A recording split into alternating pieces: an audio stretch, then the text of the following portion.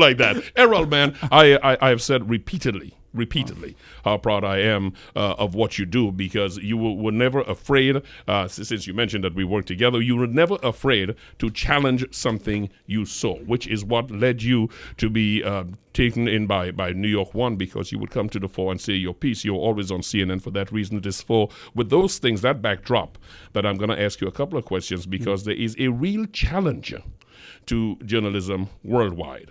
Before I do that, I should do my tourism thing. I hope somebody would employ me. Welcome to Trinidad and Tobago, Mr. Lewis. Good to be home. Very good to be home. And thank you very much. I came down and brought as many family members as we could pack in. And so we're down here with an entourage of 8 down here, including my son. And having a great time. That son, before we get into business, listeners, you should know, he's referred to as the Prince. Yes. Okay. Yes. Noah. Yeah. Oh, yeah. Noah, he's been going to film camp.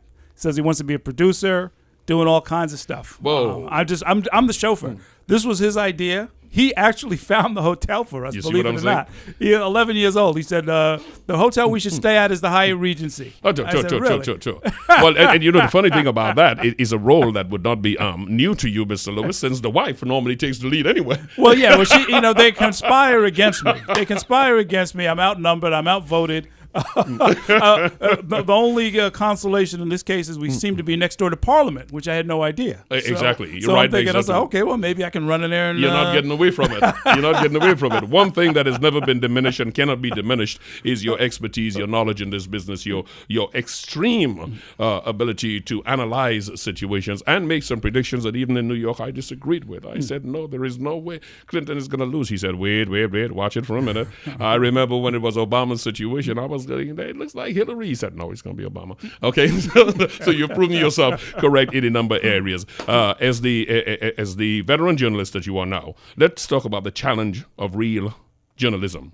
And there are a number of areas, Errol Lewis, that I want to go into, because while you are in New York City, with Trinidad roots, while you are in New York City, we need to make it very clear that what happens in the global village affects all of us, and the whole question of the challenge to real journalism is worldwide. Yes. There is the propensity to follow the old axiom, if it bleeds, it leads. You know what I'm saying? Everybody wants to go by that. Magnifying crime and terrorism. Media faces a problem right now where there is the right for the public to know and the responsibility of the editors/media outlet not to sensationalize. Differentiating between which one takes priority. Oh, the guy in the back room too, the accountant. So you've got the business model. That's right. How do you settle that when some argue you should not magnify crime to the point where every kind of gory image is on the front page, where every act of a terrorist takes up the headline, and the argument of others who say the public has a right to know, we are here to report, not to filter? Well, you raised the right question, Rennie, and that's the real point, is that I wrote for the Daily News, which is a tabloid newspaper, for many years. You and I did work together in talk radio in the very competitive New York market. You're down here doing this now. The reality is we work in mass media. It's a popular form. Millions of people tune in. Millions of people read. We are not going to be, I think, too high-minded about it, as if millions of people are always going to eat their vegetables and never have dessert, as if they're going to only care about trade policy and foreign currency exchange rates and so forth, and not look at a little bit of what's interesting, who got shot around the corner last week and why. And so I've never tried to put myself in a position where I'm going to argue that what people are interested in is not what we should tell them, because there's no part of our job that involves that. And it's not a very good business model, by the way. Telling people what they don't want to hear about exclusively is really not a successful business model. And so, really it's supposed to kind of be like what you see on the front page of today's Sunday Express, right? Which is, you got a little bit of advertising, you got a couple of pretty women frolicking in the surf. You got a little bit of other things going on here that are just pure celebrity news. But then you also hear that there are real serious political issues that are being debated. So I believe in mass media. I believe in putting everything together and let people find what it is they're interested in. And if it's a girl in a bikini, they got them to open the newspaper. Well, while they're in that newspaper, maybe we can talk to them about foreign policy. Maybe we can talk to them about the upcoming election. But if they don't pick it up in the first place, if they don't tune in the first place, we're all kind of wasting our time. So we can talk to a very educated, very perfect, tiny audience of people who want to read our blog or something like that, or we can take the more interesting professional step that you have taken, which is to step out there and give people a little bit of everything. Give them a little music, give them a little fun, give them a lot of information, and have a conversation about what to do with all of it, and have it reflect really the way people live their lives. Without being judgmental, do we ever get to a point where we have graphic image overkill in the case of terrorism and crime? Specifically that the murder numbers we have in Trinidad, I believe, is up to about 106 now for the year already. Do you get to a point where putting these images on your front page is just overkill? Well, it depends. If you can identify to people where it's happening and why, how are the authorities reacting, how to keep yourself and your family safe, if you can put some real information into it, then the story doesn't go away. If it's just blood and guts and, oh my God, 5 people got shot at the same time and it was a drug deal or whatever it might be, then that's irresponsible. And that is abusing one's platform. And frankly, I am convinced, and I think the history will prove this out.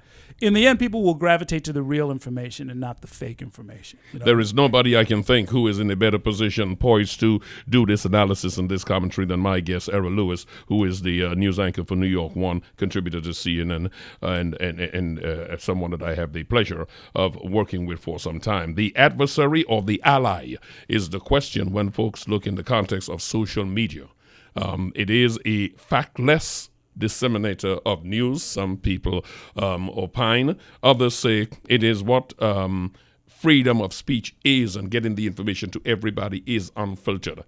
To the conventional medium, both print and radio and electronic, is the internet, social media, is it an ally or an adversary? I think it's a powerful tool, and for mainstream media, it should be kind of an adjunct. It should be a powerful, important tool, a strong right hand to help move forward the agenda and the information and the credibility that the brand has built up.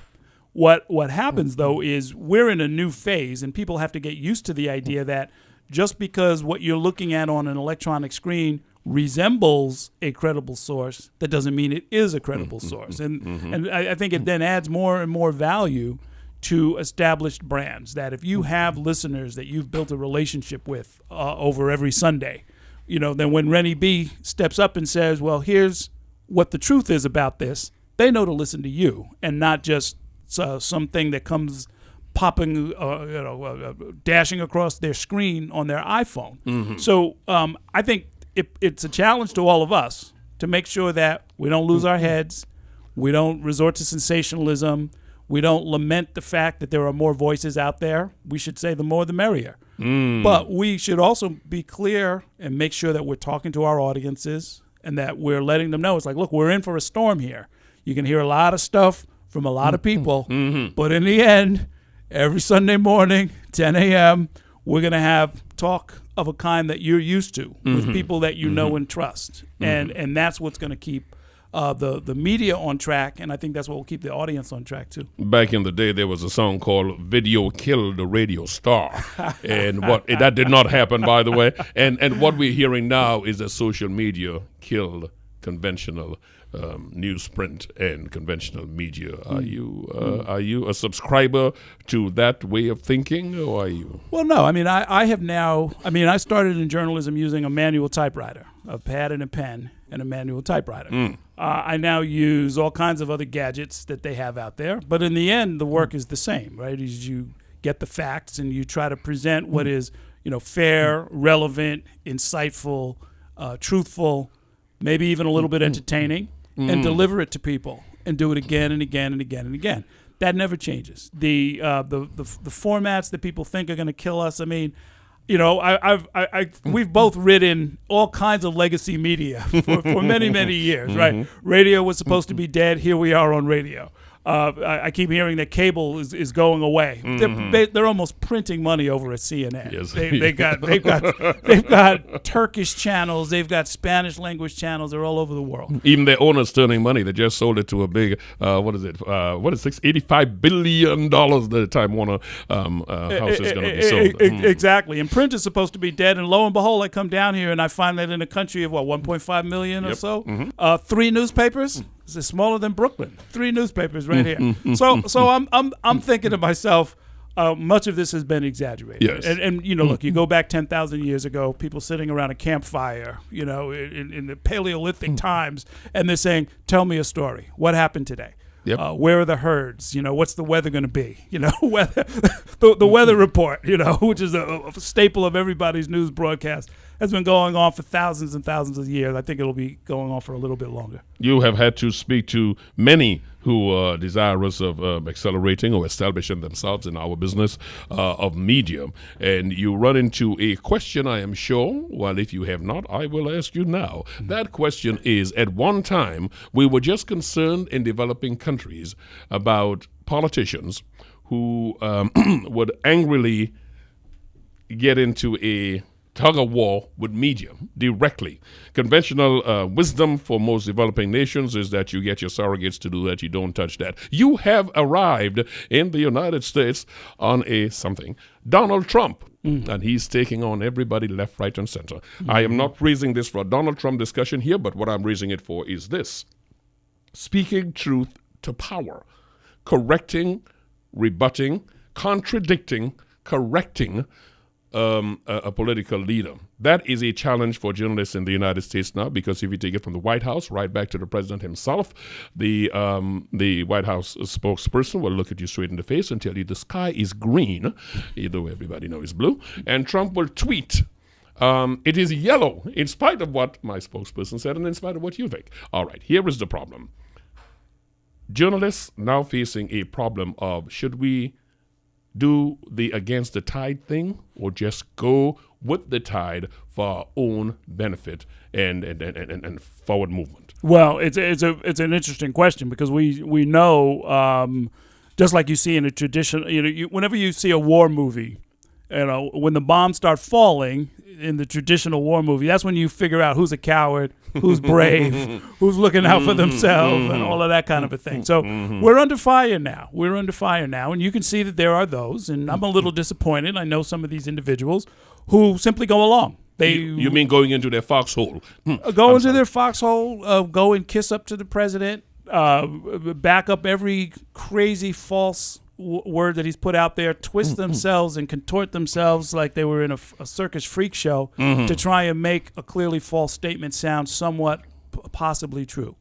That's not journalism. Those people have disgraced themselves. I think their future is probably limited at best. For everybody else, though, it's a gut check moment. You know, what do you really believe in? And here's where it really comes up. And I actually just heard this we heard this just directly from the mayor of New York City, who just barely escaped getting indicted just the other day. Mayor de Blasio, yes. Mayor de Blasio. And he said something that Donald Trump says that I think is probably the voice of politicians throughout the world, which is, the people don't really care about this ethics stuff you're talking about. You know, did a bunch of ministers in Guyana buy land below market price improperly? Did the mayor do favors for some of his political donors in New York City? Does the President of the United States, in violation of the U.S. Constitution, continue to take financial favors from foreign entities? Well, the people don't really care about that. This is what they all say. The people want jobs, the people want schools, the people want bread, the people want medical care, and I, the politician, will deliver it. You pesky people in the media, you're wasting everyone's time. Okay, fine. I've heard this for 30 years now. Yeah. I heard it from almost every single politician I ever covered who ended up in handcuffs on his way to prison. But we have heard it from media owners too. There's some of them who go in the accounting room, they go like, nobody wants to hear that. You only got a small group of people listening to that. And we have to decide at some point, the tenets of what we do is important. Like Well, yes. educate and inform. Yeah, I mean, it's fascinating to me, and I just said this on the air the other day. I said it really just betrays to me, and I'm always surprised by this. The politicians don't understand what we do or why we do it. I mean, and this is the thing is, and if this conversation starts to get heavy, I start to pull out the names of people I know, like your prior guest, who have been imprisoned for doing it. So you think we're doing this for fun? I mean, there are people who have been killed. I myself have been threatened. I have been sued. I have been, there are people who will try and get you fired. Yep. And look, some of us have families. There's kind of a lot on the line here, and yet we do it. And I've been doing this stuff since I was 19. If folk don't understand why you started, they can't understand what would make you stop. Number one, and number two, they can't threaten you by saying, well, nobody cares about what you do. It's like, well, I've been making a living doing this for 30 years. I think somebody does care about this. You, like your colleagues, exemplify the true reason for this. I mean, you out of Harvard, you out of Yale. You could have gotten a job somewhere, just toe the line and do the business, but you're in it because there is something to be done. Yes, exactly. There is something to be done. And then, and if folk wanted to open up their minds and sort of see some of the rewards that come with getting somebody out of jail who didn't belong there, or putting someone into jail who did belong there, letting people know that they can live their lives differently, give them the information they need to go and make a change in their own lives, to improve their neighborhoods, to vote in better leadership, to guide their kids differently in school and so forth.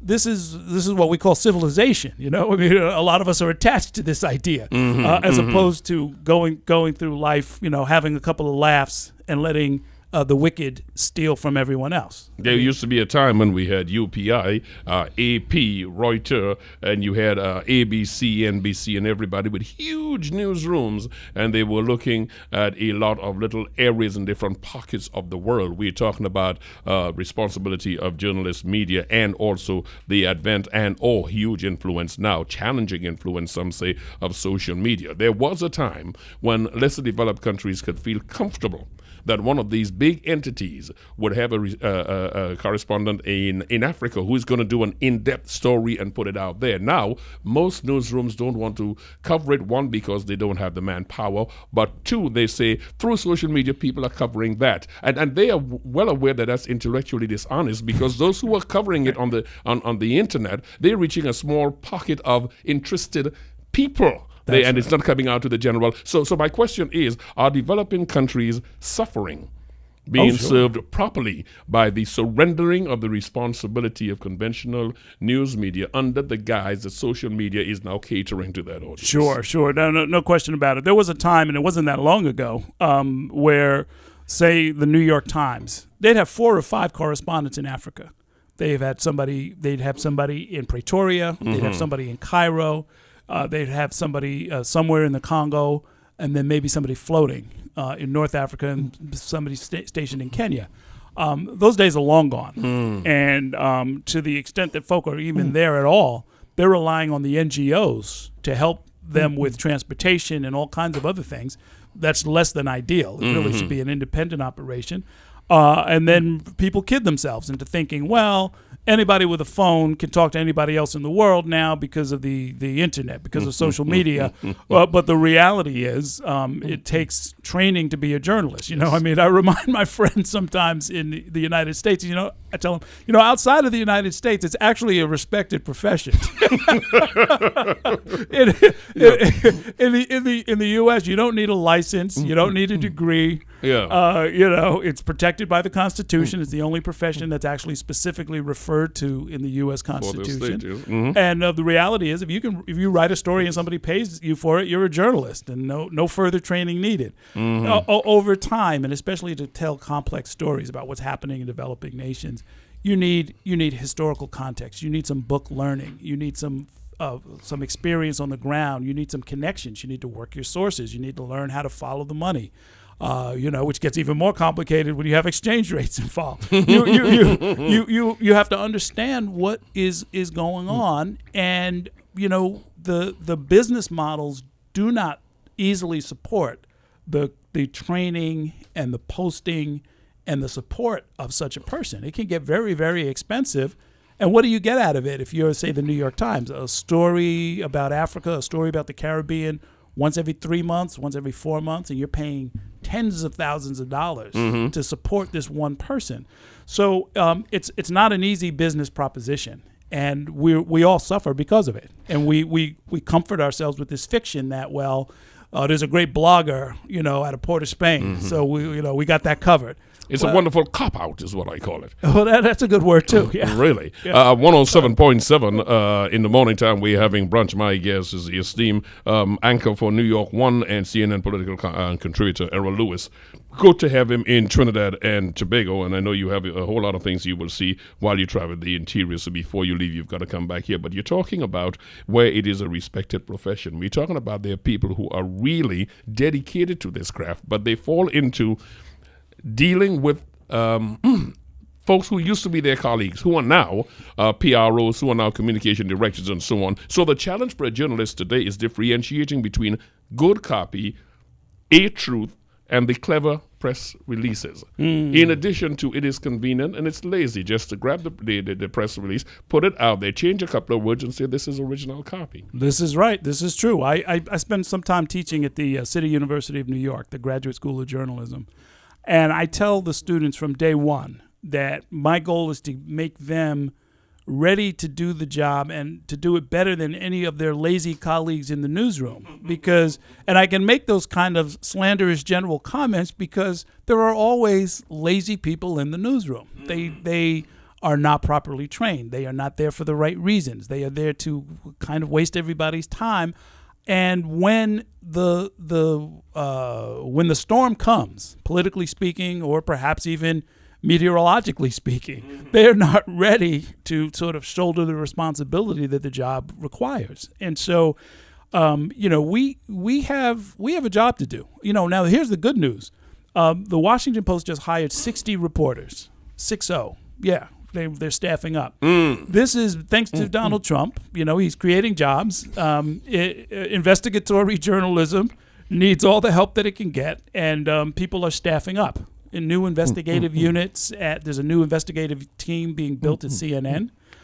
There's great new investigative work coming out of the New York Times, the Washington Post. Like I said, staffing up. Everybody's getting ready because there's a wealth of information the public is dying to get to the bottom of. They are expecting us to step up. That's a news flash there. Hold on for a second, Errol. You just handed me a news flash here. You were saying that the ascent of Donald Trump has said to the citizenry, you've got to look for real news. That has encouraged the Washington Post to hire people. Yes. So all the gloom and doom and the nail that was about to go into the coffin of conventional press, you're saying that is, at least in this instance, being reversed. Oh, yeah, absolutely. I mean, people are saying, in the surprise win of Donald Trump, the rise of Trumpism, whatever you want to call it, people have been asking, okay, what do we do now? And at least some people have said, donate money to your local journalism school. Something happened just recently that I never thought I would see. Somebody sent boxes of pizza to the newsroom of the New York Times, just along with a note, so to say, go get them. There were boxes before, but they had powder in them. Well, and of course, my friends at the New York Times say, we've had some problems, but we can afford our own pizza, But the sentiment, though, is really, I've gotten, notes of encouragement of a kind that I haven't seen before, both on Twitter and even in the mail, where I think people now appreciate and understand how important it is that the facts that they work with as democracy tries to make up its mind are more important than ever, and that the people who bring them real information are valuable. They're not just people to be sort of mocked and ridiculed or ignored. And folk who want to do something, I tell people you should support whatever politician or political persuasion you want, but also support your local media. A publication that you trust is one that you should subscribe to. A public radio station that you trust is one that you should donate to. And it could be $5, whatever you've got. And a commercial radio station, you support those who advertise on it. Exactly right. Naked exactly and right. full of vision. But people really do have to. They really have to understand that they're all part of this. Because when we say checks and balances, people say, well, is the legislature going to check the executive? But they always leave out the media. Or they assume that, is the media going to check the politicians? Well, there's the public. What is the public going to do? And because voting is literally the least you can do, and supporting and being part of the conversation through and with media is extremely important. And they don't keep jailing and threatening and occasionally assassinating journalists because we're powerless. Quite the opposite. The child welfare bodies of the world will charge you for neglect, endangering the welfare of a minor, etc. if you give birth to a child and then leave it. Voting is like giving birth and leaving it. You are guilty of negligence. I like that. Errol Lewis is my guest this morning. We've got 2 minutes inside here. He's familiar with how we can do this in quick sound bites. So I just want to ask you this. Give me the backdrop as to Errol Lewis's link to Trinidad and Tobago. Give me the 411. Take me. I mean, we're happy to have you here, but I can't have you here without folks understanding, hey, we've got something collectively we should be proud of. Once upon a time in the 1930s, 2 young people who did not know each other both left Trinidad to come to Harlem, did not pass through Ellis Island. I tracked down all of that stuff. They already knew somebody in the city, so they just disembarked and went up to Harlem. They later met. They had a child together. That child is my father. My father grew up in Harlem, born in Harlem, grew up in Harlem, became an NYPD officer, raised us in and around the city. And I've heard for decades, your folks are from Belmont. And you should go down and see. And so I got here, and this young man. Yep. Terrence Holloman Lewis is a former musician, now working in business. And his first visit outside of the country. There was only one place he wanted to go. My son, we dance out on Eastern Parkway. We live right near where they have the carnival every September.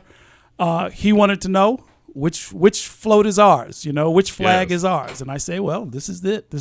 Now, you all are very clear. That's the reason why he supports it, because he's got Trinidad roots, not like other people who would like to stop it. I editorialize. I'm sorry. Go ahead, Errol. Although we have to do something about Juve. You and I will talk about that later. Something must be done about Juve. Indeed, yes. We're losing people every year. So that's really it in a nutshell. That I tell him, it's like, look, this is where we came from. My grandparents are from here. They were musicians. They were from an artistic part of the country, and we have lots of cousins all over the place. Probably the biggest difference is if you run into somebody named Louis, I might be related to them. We anglicized the pronunciation. Right. So, Louis is against Louis. And, okay. So some are in Brooklyn, most are here, and we're trying to reconnect. That's what we're doing. I am Trinidad and Tobago should be, and now that they know the connection will be, proud every time we see you pop up on the screen. That is not only a part of us, but I salute you both as part of us, Trinidad and Tobago, but also importantly as one of the very few people who I have ultra respectful in this business, and I thank you so much. Thank you. Likewise, brother. Nice to have you here. You didn't say good morning to the wife, and I know you'll pay a price if you don't, so go ahead. I'm trying to look out for him, Anita. I'm trying to look out for him. You and the guys have a good time. How long are you in town with us? We're here till Wednesday evening. All right, so I don't have you for another program, but truly it was a pleasure, and you and I, of course, will get together once you get out of here. Errol, thank you so much. You got it. Errol Lewis, who is the anchor for New York One, frequent contributor, political contributor, and otherwise to CNN, and a Trinidad and Tobago product. Yes, I said that. Thank you so much for taking the time to be with us.